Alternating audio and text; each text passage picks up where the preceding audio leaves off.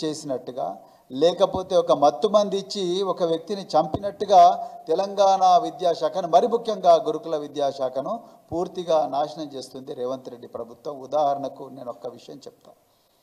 గత 10 సంవత్సరాల నుండి కేసీఆర్ గారి హయాంలో ఈ గురుకుల పాఠశాలల్లో ఉండే ఈ 40,000 సీట్లకు కానీ లేకపోతే ప్రతిభా పాఠశాలలకు కానీ ఒక ఎంట్రన్స్ ఎగ్జామ్ జరిగేది. కేసీఆర్ గారి హయాంలో దాదాపుగా 7-8 సంవత్సరాలుగా ప్రతి సీటుకు కూడా 3 అభ్యర్థులు పోటీ పడేవాళ్ళు. అంటే 40 నుంచి 45,000 సీట్లు 5వ తరగతిలో ఉంటే కనీసం 1,50,000 అప్లికేషన్లు వచ్చేవి. కానీ ఈరోజు సిగ్గుతో తల వంచుకోవాల్సిన విషయం ఏంటయ్యా అంటే ఇప్పటి వరకు 3 సార్లు చివరి తేదీ పొడిగించినప్పటికి కూడా 5వ తరగతి ఎంట్రన్స్ ఎగ్జామినేషన్కు కేవలం 80,000 అప్లికేషన్లే వచ్చినాయి. తెలంగాణ ప్రజలు గుర్తించాలి.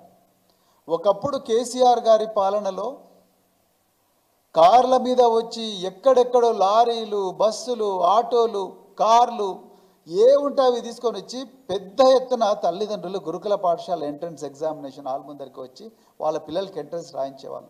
పోలీసులు బందోబస్తు కూడా పెట్టేవాళ్ళు.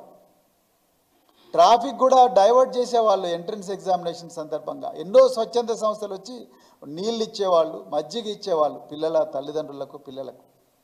కానీ ఈరోజు అలా ఎంత ఘోరమైన పరిస్థితి అలా తెలంగాణలో ఉందంటే దాదాపు 45,000 సీట్లకు కేవలం 80,000 అప్లికేషన్లు మాత్రమే వచ్చినాయి.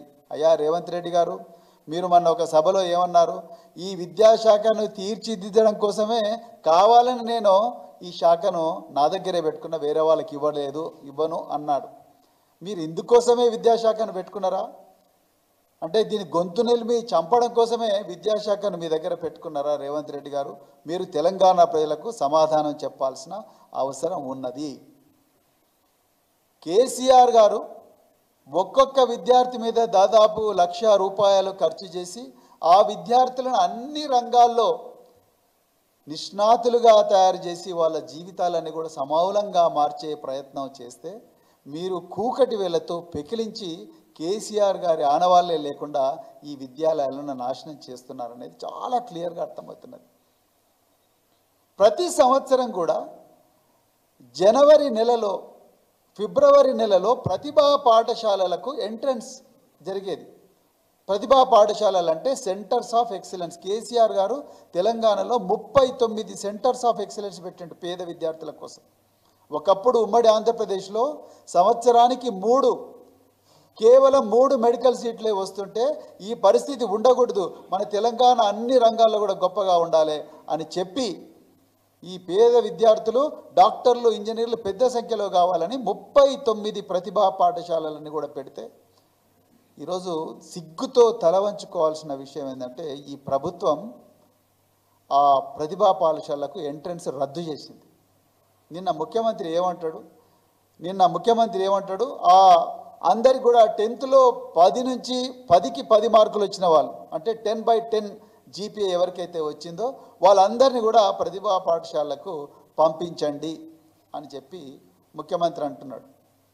ఈ వ్యవస్థ 2012-13లో ప్రయత్నం చేయబడ్డది ఉమ్మడి ఆంధ్రప్రదేశ్లో. 14లో కూడా ఇది పూర్తిగా విఫలమైందని చెప్పేసి ఆనాడు కేసీఆర్ గారు మనం ఎంట్రన్స్ పెట్టి మెరికల్ లాంటి బిడ్డలను తీసుకొచ్చి ఈ 40 పాఠశాలల్లో పెట్టి వాళ్లకు ప్రత్యేకమైన ఫ్యాకల్టీ పెట్టి వీళ్ళందరినీ ఐఐటీలు, ఎన్ఐటీలు, ఐపర్లు, నైపర్లు, ఐజర్లు అదేవిధంగా సెంట్రల్ యూనివర్సిటీస్కు పంపిద్దామని ఒక బృహత్తరమైన ప్రణాళిక వేసింది. ఒక కాళేశ్వరం ఎలాగో ఇది ఒక జ్ఞానేశ్వరం లాగా తయారు చేశారు కేసీఆర్ గారు.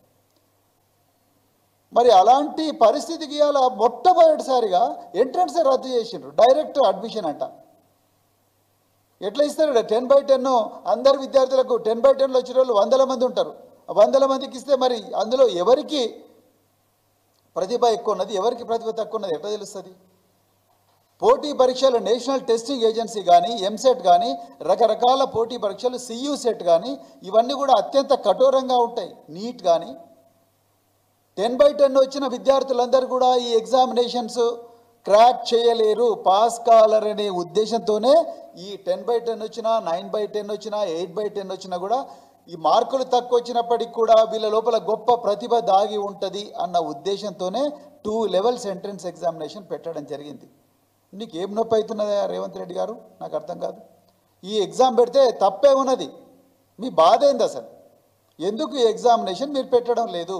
అంటే ఈ ప్రతిభ ఉండే విద్యార్థులందరూ కూడా అడవిలో కాచిన వెన్నెల్లాగా, బూడిదలో పోసిన పన్నీర్లాగా మళ్ళీ మారుమూల ప్రాంతాల్లోనే ఉంటూ వాళ్ళ జీవితాలు నాశనం కావాలన్నా? ఇప్పుడు ఈ వచ్చిన విద్యార్థులకు, ఈ 10/10 వచ్చిన విద్యార్థులకు గతంలో ఎంత పాఠాలు చెప్పినా కూడా చాలామందికి ఇబ్బంది కాదు. కంఠస్థం చేయడం వేరే, ఒక విషయాన్ని అర్థం చేసుకొని ఎగ్జామ్ రాయడం వేరే, బట్టి పరీక్ష రాయడం వేరే, ఒక కాంపిటేటివ్ ఎగ్జామినేషన్ దానికి పోటీ పరీక్షలకు ప్రిపేర్ అయ్యి రాయడం వేరే. అట్లంటే 10/10 వచ్చిన వాళ్ళందరూ కూడా ఇలా కలెక్టర్లు కావాలి. ఇలా చాలామంది అధికారులు ముఖ్యమంత్రికి ఏం చెప్తా ఉన్నారు? ముఖ్యమంత్రి కూడా అదే మాట అంటున్నాడు. చాలామంది అధికారులు ఏం చెప్తా ఉన్నారు? సార్ ఏం కాదు సార్, అందరి సీట్లు ఖాళీగా ఉన్నాయి. సీట్లు ఎందుకు ఖాళీ ఉన్నాయి? కాబట్టి 10th నుంచి ఇంటర్మీడియట్ నుంచి డిగ్రీ అట్లా కంటిన్యూస్గా చేసుకుంటా పోండి అంటున్నారు. ఈ మోడల్ ఫెయిల్ అయింది రేవంత్ రెడ్డి గారు. మీరు ఎప్పుడు కూడా దీని గురించి ఆలోచించాలి. మీరు ఎంతసేపు భూములు లేకపోతే వాళ్ళ మీద కేసులు పెట్టుడు, ఇవి పెట్టుడు, అవి పెట్టుడు, అదే సరిపోతుంది. కానీ మీకు ఈ విద్యా వ్యవస్థ మీద ఏ మాత్రం కూడా అవగాహన లేదని తెలుస్తూ ఉన్నది. మీరు ఎట్లా విద్యాశాఖను మీ దగ్గర పెట్టుకున్నారో మాకైతే సమజైతే లేదు తెలంగాణ ప్రజలకు. ఈ ప్రతిభ ఉండే విద్యార్థులను అర్జెంటుగా ప్రతిభా పాఠశాల పెట్టాల్సిందిగా నేను ప్రభుత్వాన్ని బీఆర్ఎస్ పార్టీ తరఫున డిమాండ్ చేస్తూ ఉన్నాను. మరి కేసీఆర్ గారి హయాంలో 39 COలు పెడితే మొన్న ఈ COలను కూడా రద్దు చేసే కుట్ర చేస్తే నేను, కొప్పుల ఈశ్వర్ గారు, జగదీష్ రెడ్డి గారు, బల్క సుమన్ గారు, గోల బాలరాజు గారు, క్రాంతి కిరణ్ అందరం పోయి ఆపడం జరిగింది. టెంపరీగా ఆపినరు. ఇప్పటి వరకు కూడా వాళ్లకు జీతాలు సరిగా రావడం లేదు అక్కడ ఉన్న నిష్ణాతులైన ఉపాధ్యాయులకు. ఇక రెండవది, కేసీఆర్ గారి హయాంలో జీతాలు అన్ని గురుకుల పాఠశాలకు మొదటి వారంలోనే వచ్చేవి. నిన్న పడ్డాయండి వాళ్ళకి జీతాలు. అంటే 15 రోజుల తర్వాత జీతాలు పడతా ఉన్నాయి. ఈ గురుకుల పాఠశాలలో చాలా డిపార్ట్మెంట్లో అదే పరిస్థితి ఉన్నది. కేసీఆర్ గారి హయాంలో ప్రతి సంవత్సరం కూడా కనీసం అంటే 200 నుంచి 300 మంది డాక్టర్లు అయ్యేటోళ్ళు. ఇలా రేవంత్ రెడ్డి హయాంలో 57 మంది బిడ్డలు శవాల ఇంటికి తిరిగి వచ్చిండ్రు. నిన్నటికి నిన్న కుల్కచెర్లలో ఒక బిడ్డ చచ్చిపోయారు. తల్లిదండ్రులు అందరూ అదే అంటున్నారు. అయ్యా అప్పుడేమో డాక్టర్లు అయ్యి తెల్లకోట్ వేసుకొని మెడ చుట్టూ స్టెథోస్కోప్ వేసుకొని మా బిడ్డలు వచ్చేటోళ్ళు. ఇలా ఆ పరిస్థితి లేదని చెప్తున్నారు. కేసీఆర్ గారి హయాంలో ప్రత్యేకమైన కళాశాలలు పెట్టిండ్రు. ఆర్మ్డ్ ఫోర్సెస్కు భువనగిరిలో, బీబీ నగర్లో armed forces preparatory college for women అని చెప్పి కేవలం పంజాబ్లో మైబాగో అనే కాలేజ్ ఉంది. ఆ మైబాగో అనే కాలేజీని చూసి